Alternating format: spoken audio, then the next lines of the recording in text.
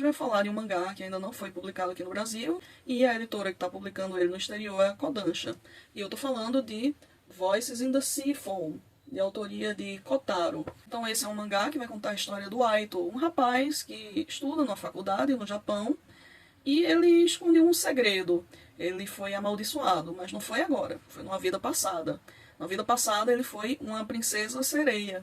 E aí uma bruxa, um ser malvado, percebeu que a sereia se apaixonou por um príncipe da terra, então ela concedeu à sereia, à princesa, a possibilidade de vir para a terra, de ter pernas, e em troca tirou a voz dela.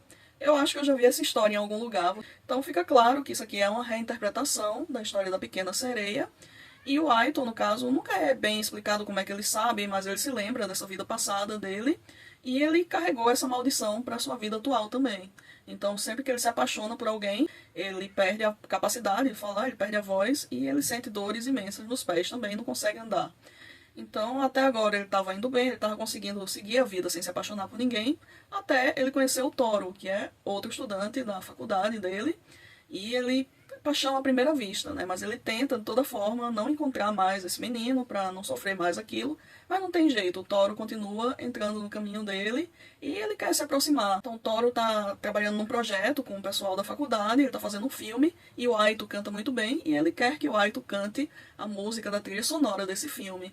Então não tem jeito, o Aito não consegue escapar e também não consegue se comunicar com o Toro, porque né, ele perde a voz sempre. E aí eles passam a se comunicar com o Toro falando e o Aito mandando mensagem pelo celular, escrevendo.